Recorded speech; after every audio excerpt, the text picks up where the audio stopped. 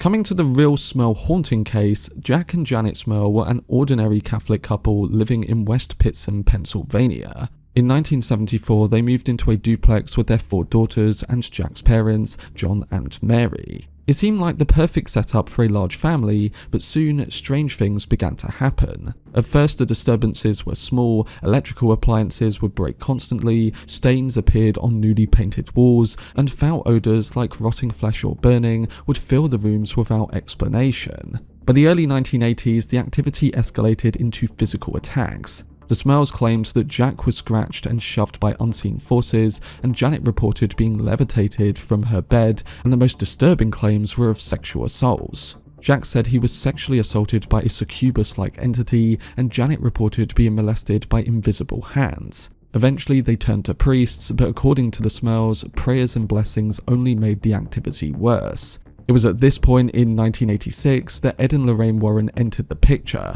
Lorraine said she sensed the presence of 4 entities in the home, including a harmless spirit, 2 angry but human ghosts, and 1 powerful demonic force that was tormenting the family. The Warrens documented strange phenomena, including shadowy apparitions and sudden temperature drops, but they couldn't convince church officials to authorize a full exorcism. Over the years, several priests did attempt exorcisms, but the family said these only brought temporary relief. Media attention grew after a newspaper reported their story, and skeptics dismissed it as either hallucinations, stress, or a complete hoax. Neighbours claimed that they never witnessed anything unusual, and after more than a decade of torment, the Smurls finally moved out in 1989, saying that the activity had lessened but never fully ended.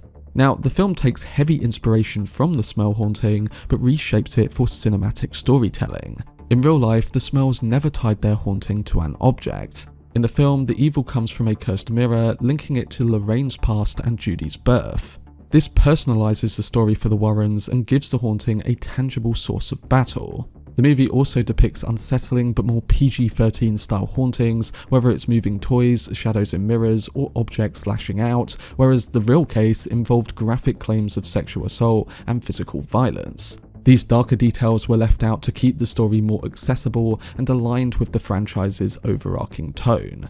And not to mention that the entire subplot about Judy's birth being tied to the mirror, her romance with Tony, and their wedding as a hopeful ending was fictional. It was written to give the movie an emotional farewell to the Warren saga, not because it happened in the actual Smurl case.